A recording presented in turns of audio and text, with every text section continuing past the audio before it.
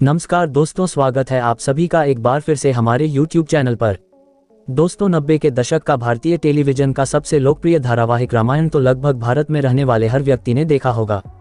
इसके अलावा विदेशों में भी बहुत से जगहों पर इस धारावाहिक को कई भाषाओं में डब करके देखा गया है। इस धारावाहिक को लोगों ने उस वक्त भी बहुत ज़्यादा पसंद किया और आज भी बहुत ज़्यादा पसंद करते हैं।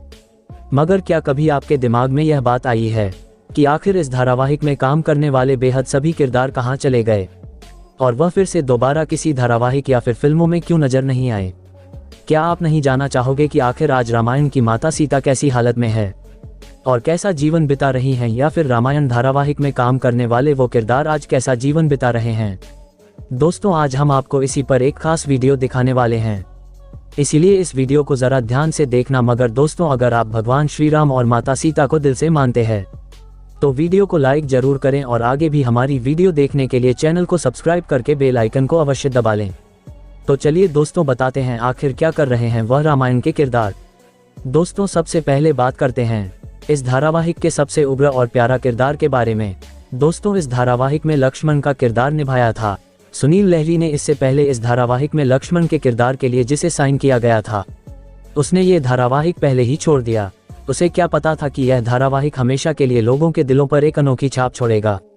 सुनील लहरी इस किरदार के लिए काफी परफेक्ट रहे। सुनील लहरी ने लक्ष्मण के किरदार को इतनी शिद्दत से निभाया था कि रियल लाइफ में भी लोग इन्हें लक्ष्मण ही बोला करते थे।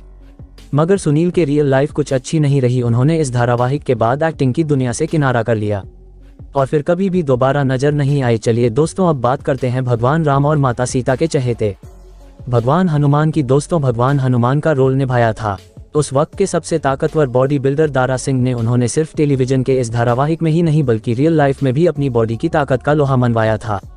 फिर काफी लंबे और तगड़े थे, जिसकी वजह से उनको ये रोल मिला था और यह रोल उन पर काफी फिट बैठता था। दारा सिंह पहले भी कई पंजाबी और हिंदी फिल्मों में काम कर चुके थे।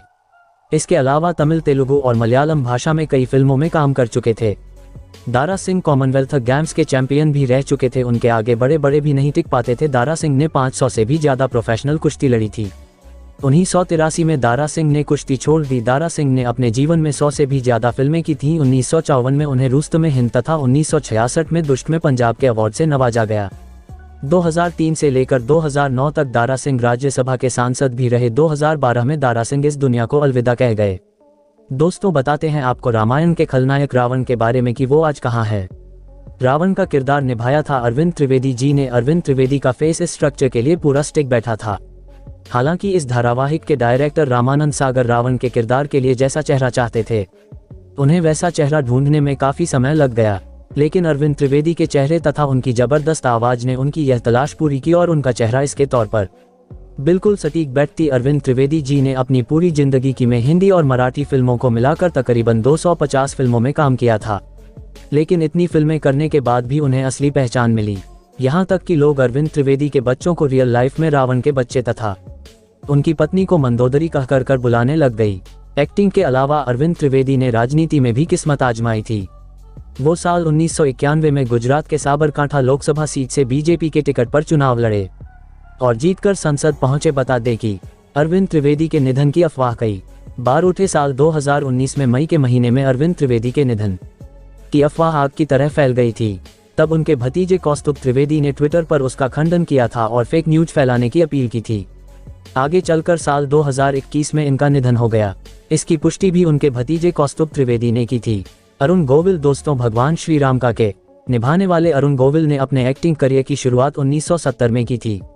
उनकी पहली फिल्म का नाम पहेली था।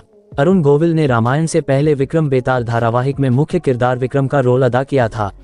विक्रम बेताल धारावाहिक में काम करने वाले तकरीबन सभी किरदारों ने रामायण धारावाहिक में काम किया था, मगर उन सभी को असली पहचान रामायण धारावाहिक से ही मिली। उस समय अरुण गोविल को लोग भगवान ही मान लिया करते थे। रामायण धारावाहिक के बाद अरुण गोविल ने कई और धारावाहिकों जैसे लव कुश, जो रामायण धारावाहिक का ही अगला भाग का, उसमें काम किया था। इसके बाद भी अरुण गोविल ने कई और जगह भी अभिनय किया, मगर उनको जो पॉपुलैरिटी रामायण धारावाहिक से मिली वो ने कभी भी और कहीं नहीं मिल सकी। चलिए दोस्तों, अब हम बात करेंगे रामायण धारावाहिक की सीता माँ के बारे में, जिनका नाम है दीपिका चिखलिया। दोस्तों, आप शायद इस बात पर यकीन नहीं करोगे, मगर रामायण धारावाहिक को करने से पहले दीपिका चिखलिया कुछ हिंदी फिल्मों में भी काम कर चुकी थी। जिसमें से चेक और रात के अंधेरे मुख्य फिल्में थी। रामायण से पहले दीपिका चिखलिया ने कई धारावाहिकों में अपने अभिनय का जादू दिखाया था, जिसमें विक्रम बेताल और दादा दादी की कहानियां मुख्य थी। दीपिका चिखलिया की अगर आप आज लुक की बात करेंगे तो आप उन्हें पहचान नहीं पाएंगे, ताकि वे काफ़ी बदल चुकी है। मगर दोस्तों, इस धारावाहिक ने दीपिका चिखलिया की पूरी जिंदगी में बहुत परिवर्तन ला दिया था। दीपिका चिखलिया को भी धारावाहिक से खूब पॉपुलैरिटी मिली और लोगों की रिस्पेक्ट भी मिली। दीपिका चिखलिया को लोग माता सीता कहकर ही बुलाते थे। उनकी पॉपुलैरिटी का आलम यह था कि वह चाहे उम्र में काफ़ी छोटी थी, मगर लोग उनके चरण छूकर आशीर्वाद लेने के लिए लाइन तक लगा लेते थे। उस समय लोग बहुत ही भोले थे, वो कलाकारों में भी भगवान का ही रूप देखते थे। 51 में दीपिका ने बीजेपी की तरफ से चुनाव लड़ा और भी वहां के एमपी बन गई, मगर उन्हें पॉलिटिक्स कुछ रास नहीं आई, तो उन्होंने एक कॉस्मेटिक बिजनेसमैन हेमंत टोपीवाला से शादी कर ली, जिनकी बिंदी और नेल पॉलिश की मैन्युफैक्चरिंग कंपनी थी। दीपिका चिखलिया की 2 बेटियां हैं। दीपिका चिखलिया को अभिनय में कुछ ज़्यादा तरक्की तो नहीं मिले, मगर आज वो एक खुशहाल जीवन जी रही है। तो दोस्तों, कैसी लगी आपको रामायण धारावाहिक के किरदारों की आज की जिंदगी? उम्मीद है आपने भी रामायण धारावाहिक बड़ी ही श्रद्धा से देखा होगा और आप श्री राम और माता सीता से यही कामना कर रहे होंगे कि जल्द ही दुनिया आज की भयानक स्थिति से निकल जाए और सब कुछ पहले जैसे कुशल मंगल हो जाए। इसी कामना के साथ जय श्री राम, जय माता सीता की। दोस्तों, भगवान राम और माता सीता के लिए इस वीडियो को लाइक जरूर करें। इसी के साथ ही इस वीडियो को अपने दोस्तों, मित्रों और रिश्तेदारों में भी शेयर करें, ताकि वो भी इसकी जानकारी प्राप्त कर सके। इसी के साथ चैनल को सब्सक्राइब करें।